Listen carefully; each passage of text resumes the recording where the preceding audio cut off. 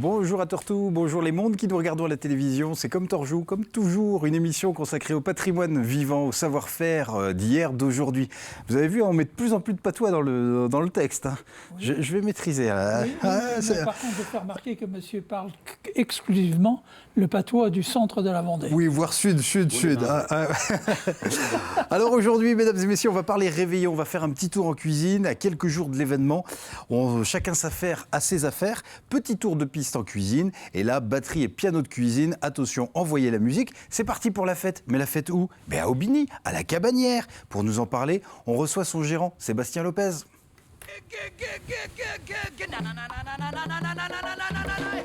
Vous pouvez danser aussi, hein ? Oh, quelle classe! Mais dimanche, il y a de l'entraînement.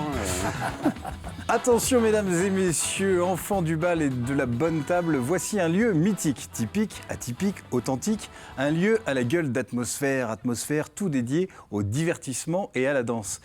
Voilà ces fêtes de fin d'année où chaque soir, le public est reçu sous sa coupole, sa saucissonne, sa nappe à carreaux, l'accordéon fait musette et le public est mené à la guinguette. Et pour le réveillon, mesdames et messieurs, le repas et le menu est copieux.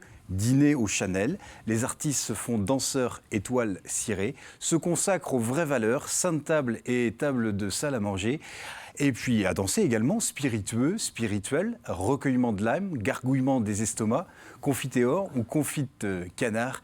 Ici, à la Cabanière, on ne danse qu'à s'amuser. Alors, en ces périodes de réveillon, si la danse vous sourit, entrez dans la ronde, faites des rondes dans l'autre, entre chat et entre soi. Il y a de la place pour tout le monde. Au petit bonheur la hanche, en avant d'eux, on a le cœur qui samba. Chacun roule sa bossa. En piste, les filles antines dansent la biguine, les garçons le béguin.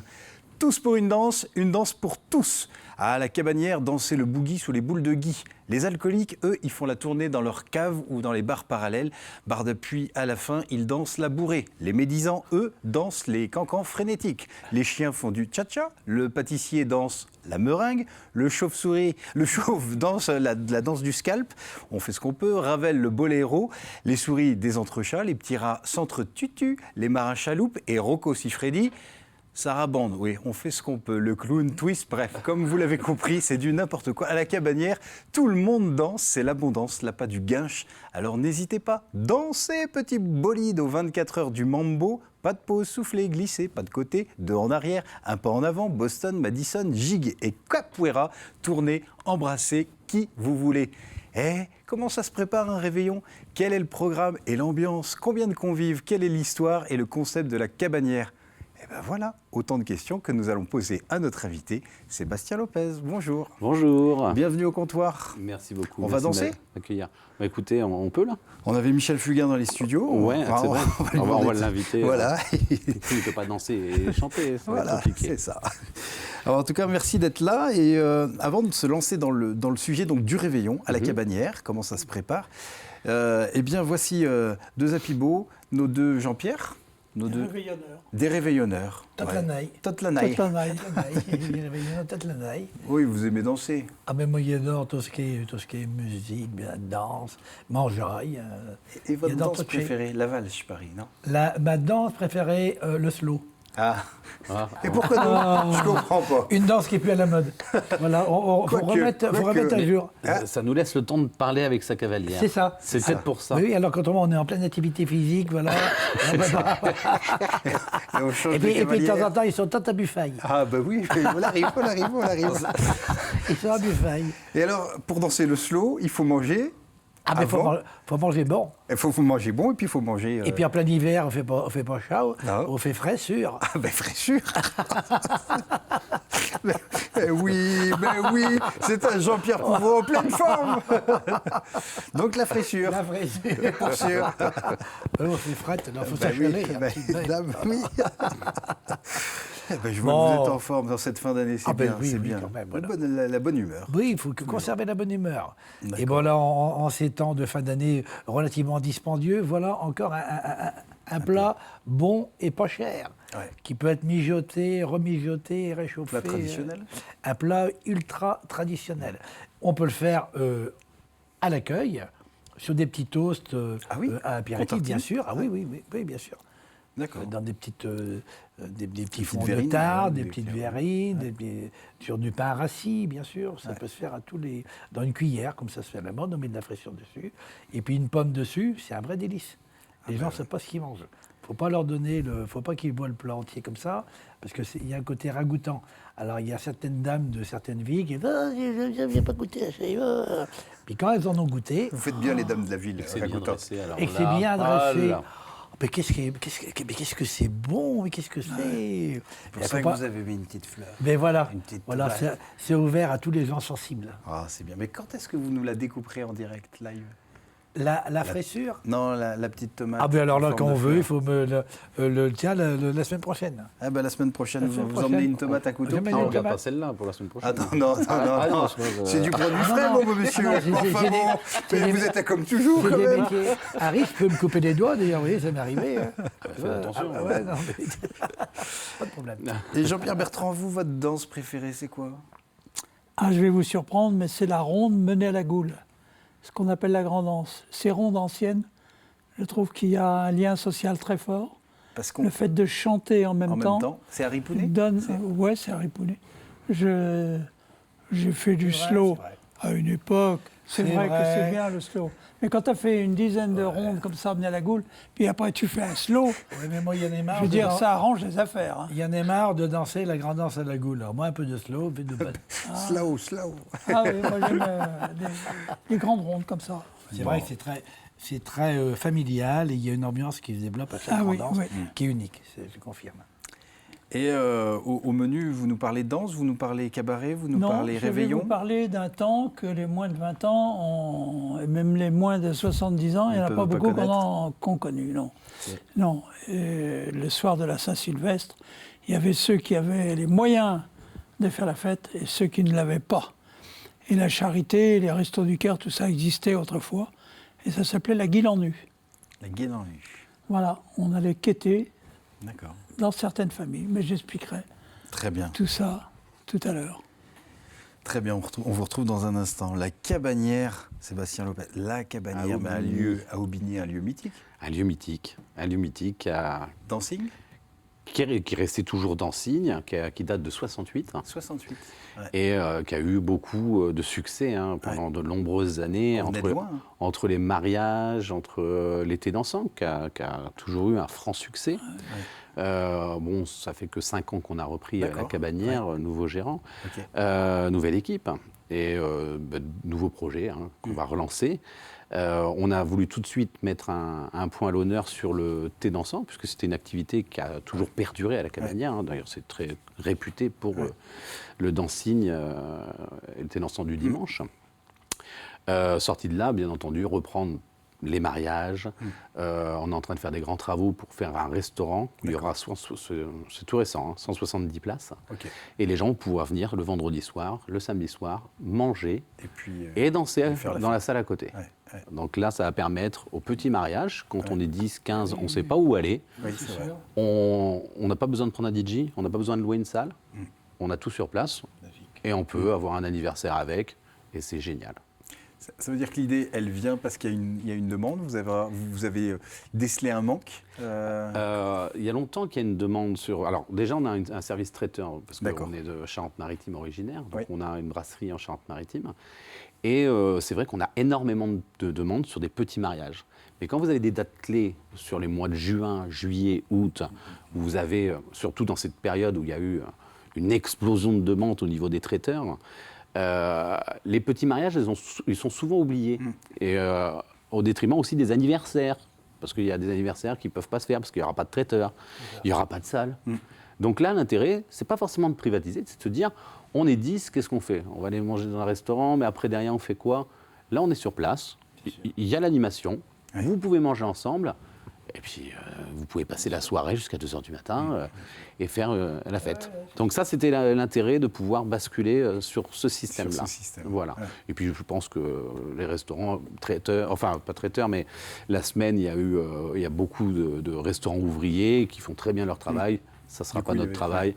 Et on va rester sur ce produit qu'on va monter et qu'on va développer avec les semaines à venir. C'est difficile de trouver l'équilibre entre maintenir un lieu qui est connu, qui a une tradition, qui a une histoire, ne pas perdre l'âme, et puis en même temps proposer autre chose. C'est un équilibre... Alors, l'équilibre, il a été réalisé dès le départ. On nous a mis en test, puisqu'il fallait prendre le flambeau.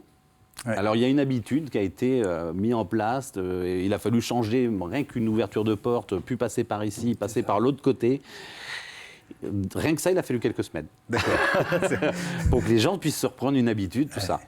Mais ça se fait dans la bonne convivialité. Oui. Les gens, ils viennent pour s'amuser. Donc voilà, c'est juste une gymnastique qu'il a fallu remettre en place.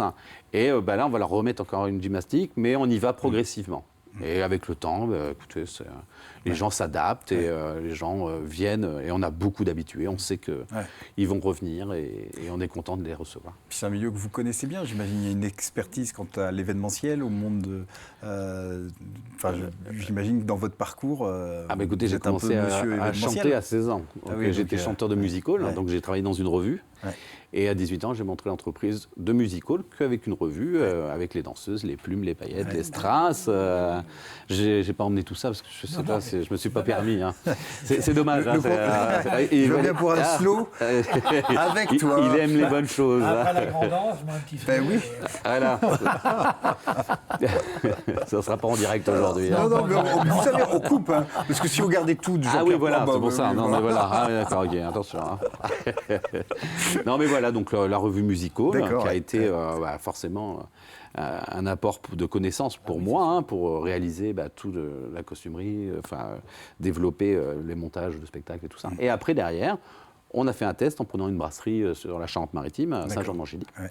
Et de cette brasserie, qui a duré 8 ans, ça fait 8 ans maintenant, on a expertisé notre partie restauration. Au bout de 4 ans, on a développé un service traiteur. Donc l'intérêt, c'était de rejoindre la partie événementielle music-hall et de faire venir la partie restauration. Je n'étais pas du tout de la restauration. Donc il fallait s'entourer de personnes. Ça a été très long et très dur. Parce que c'est vrai qu'il y a beaucoup de monde sur le terrain et il faut savoir former et parfois il faut trouver des bons formateurs. Et les formateurs, c'était pas... Donc on a réussi avec le temps à trouver des formateurs et c'est sûr que la partie traiteur a pris une envolée. Et l'intérêt, après donc, de rejoindre les deux côtés, deux secteurs d'activité et de prendre le côté traiteur et la partie événementielle et de se dire, il faut un lieu. Mais comme mes grands-parents, mes oncles, mes tantes habitent, et mes cousins bien sûr, en Vendée, la Cabanière qui n'est pas trop loin. Tous les yeux sont braqués. La Cabanière qui n'était pas trop loin. Donc il a fallu quelques années pour négocier la Cabanière, pour racheter la Cabanière. Et au bout de quelques années, on a fait affaire. Voilà, ça a été très long, mais c'était une belle histoire. Une belle histoire. Est-ce qu'on mange de la frissure à la Cabanière ? Non. Non ? Non.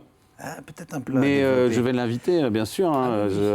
Soit vous l'invitez, soit vous êtes attentif. Je cherche encore des formateurs, parce que vous savez, même mes chefs cuisiniers, ils ont des soifs d'apprendre, et ils ont raison. Oui, ils ont raison.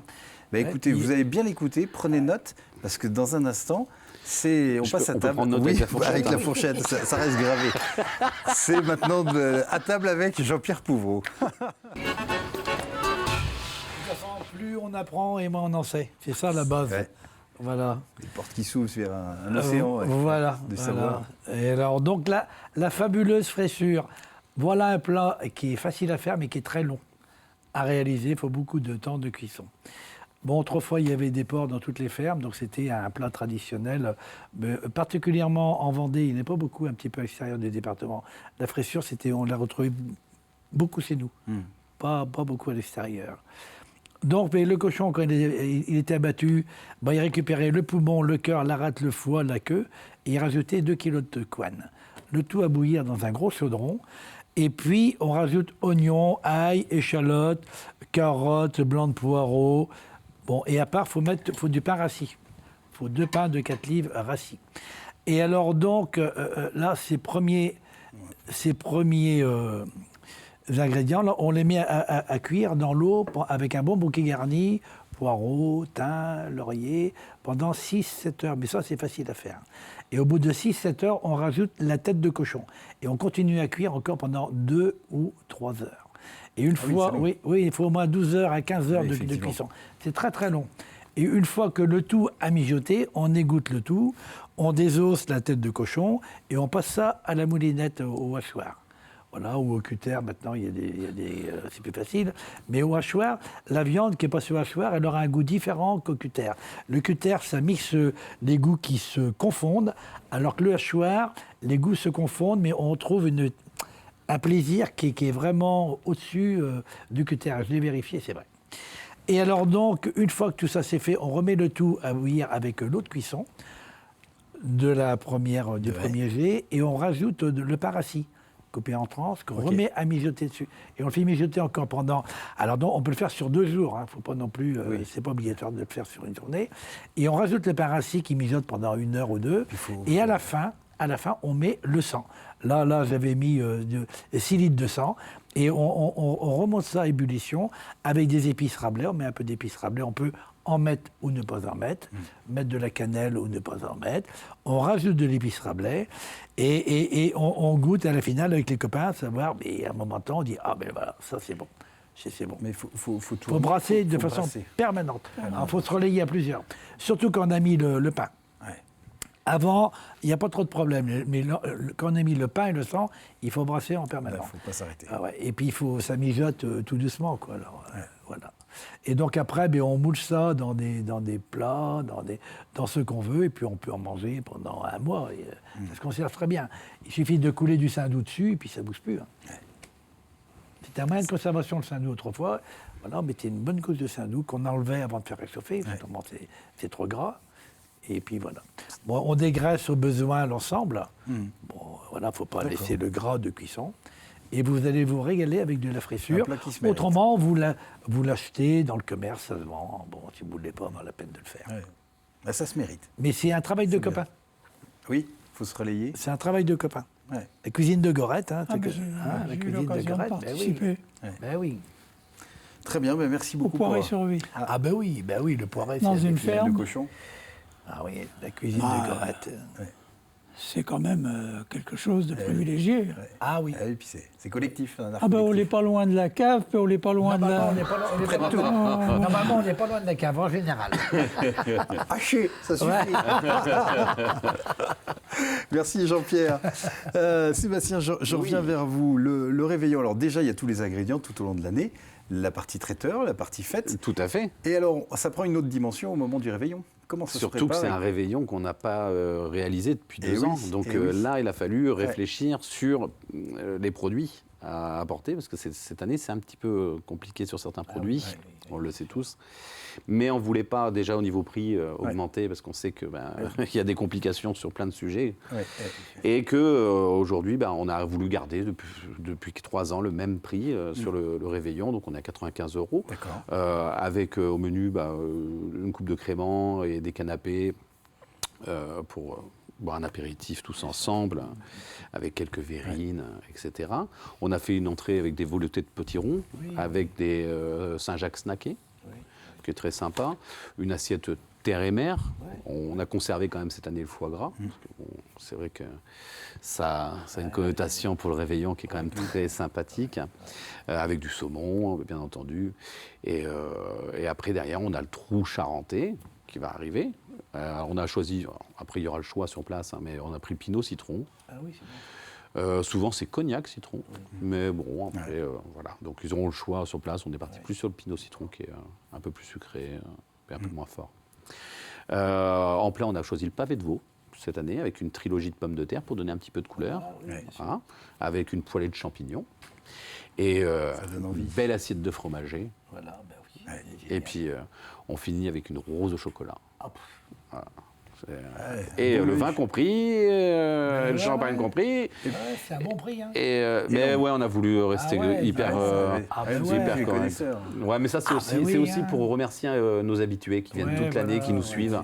Voilà, on sait que c'est une année compliquée pour tout le monde, et là on voulait vraiment taper fort pour pouvoir dire on est présent et on va vous apporter encore d'autres choses pour l'année prochaine. Et l'ambiance assurée. Ah, l'ambiance est assurée avec l'orchestre, Charlie Musique, d'accord. voilà, jusqu'à 4 h du matin. Donc ça va être très sympa, les cotillons, bien entendu, et tout ce qui va avec. Ça se prépare de longue date, ça, un rendez-vous comme celui-ci? On y pense depuis Alors, longtemps, généralement, on travaille à partir de septembre sur le produit. Ouais. Mais cette année, il a fallu se mettre d'accord avec les cuisiniers. Ouais. Parce qu'il y en avait qui étaient d'accord sur certains produits, d'autres qui n'étaient pas d'accord sur certains produits. Et après, j'avais le service commercial qui me disait sur le prix total, il va falloir augmenter un petit peu. Et j'ai dit non. Et elle a dit, il va falloir descendre un petit peu la gamme. Et j'ai dit non, alors trouvons une autre solution. Donc ça a été un petit peu long, parce que là, c'était pas possible de mettre du magret de canard cette année, qui était très délicat. Voilà, donc cette année, ça a été un petit peu plus tard que les années précédentes. On a commencé à mettre en place début novembre. Voilà. D'accord. Donc c'est très tard pour cette année. Mais bon, c'est... Et l'orchestre intervient à la fin ou Non. Entre chaque plat, ils vont venir, les gens pourront danser. On veut les accompagner vraiment sur l'ensemble. D'ailleurs, quand il y aura l'apéritif, ça sera sous saxophone. Ça sera très sympa comme ça pour pouvoir vraiment les accompagner en musique du début jusqu'à la fin. Mais bon, bien entendu, quand on mange, pause musicale, ambiance musicale, on laisse les gens pouvoir parler entre eux, parce que c'est logique. Est-ce qu'il y aura des slows? Il y aura des slows. Il y aura des tangos, il y aura des années 80 aussi. Yes. Ah oui, il y en aura pour tout le monde. La grande danse chez toi et le slow à la cabanière. Mais ce qu'il faut savoir, c'est qu'aujourd'hui, même le thé dansant, le dimanche, il danse sur les morceaux qu'on entend à la radio qui viennent de sortir. C'est ça. C'est ça qui est devenu hallucinant. Les collectifs métissés, vraiment toutes sortes de musique, quoi. Les danses en ligne, ça change. C'est la génération qui... Il faudrait remettre à la mode, ça serait génial, c'est la grande danse. Jean-Pierre a raison, parce que c'est une danse populaire qui est facile à danser. Ça demande 10 minutes à peu près de mise en route. Et redanser la grande danse, c'est magique. Collectif. Ça fait un intermède traditionnel et c'est top. C'est les rondes. Ça s'appelle la grande danse. C'est la grande danse. Vous mettez ça à l'opéra, à l'opéra, vous devenez roi de l'apéro. Et on va passer la parole à un autre danseur. Je ne sais pas ce que j'aime, mais tout va bien. On va passer la parole à un autre petit rat de la danse, de l'apéro ou de l'opéra, c'est Jean-Pierre Bertrand. Allez, prenez la parole.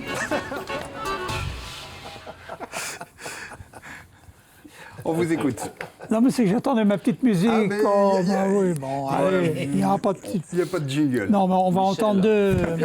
Il s'est endormi. Michel Fugain, oui, il s'est endormi. Il s'est endormi. Deux choses qui sont cousines. On va entendre des guilles en nu.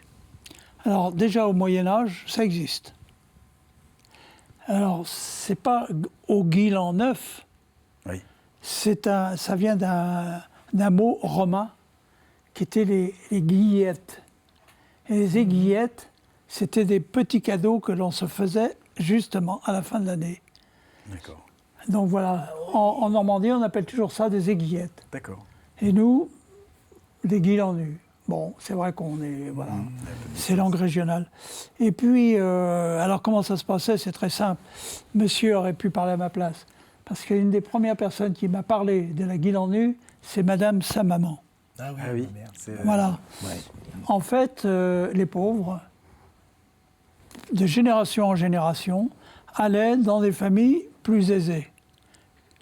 En proposant, on tape à la porte et on chante le premier refrain. Est-ce que vous voulez qu'on vous chante la guille en nu? Bon, les gens étaient habitués. Oui, chantez la guille en nu. Et on ouvrait la porte. Et ces gens entraient, interprétaient la guille en nu et repartaient avec un sac de victuailles. Voilà, donc ça s'est fait. Sa maman a connu ça en 1956, parce que j'avais interviewé par rapport à ça. Et c'était des marins qui venaient de Croix-de-Vie, qui venaient chez eux.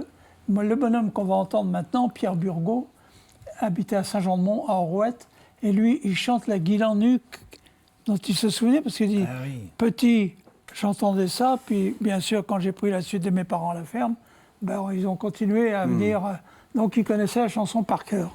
Et on va entendre la guille en nu de Pierre Burgot, et là, c'était des marins qui venaient de Sion. On écoute. Nous sommes venus vous saluer, la guille en nu nous faut chanter. Nous sommes venus vous saluer, la guille en nu nous faut chanter. La guilonne nous faut chanter, chers compagnons. La guilonne nous faut chanter par vos maisons. La guilane nous faut chanter, chers compagnons. La guilane nous faut chanter par vos maisons. Nous sommes ici trois compagnons, la guilonne nous chanterons. Nous sommes ici trois compagnons, la guilane nous chanterons. La guilonne nous chanterons par vos campagnes, la guilonne nous chanterons par vos maisons. Je suis en train de rire parce qu'ils viennent d'élaborer, en entendant la guilendue, ils viennent d'élaborer un scénario pour la cabanière. Donc allez-y, ça va se passer. Peut-être qu'il y aura un duo à trouver. C'est déjà la fin de notre émission. Je vous remercie d'être venu nous parler de la cabanière et de votre réveillon. Et puis je vous remercie les Jean-Pierre et merci pour ce sujet, ce beau sujet sur la guilendue. Ouais. Et puis on va se dire à Bétou. Mais à Bétou, Eh ben, à Bétou. il a encore de la bonne année, même si on n'est pas ça un petit. Voilà. Mais bon, Eh ben, Ah, ouais. mais dans chaque jour. dans ce Dans jour, quelques jours, ouais, chez dans jour. ce jour, Il est perdu, notre Jean-Pierre. ça va aller vite. Ça va aller vite. À Bétou. À Bétou.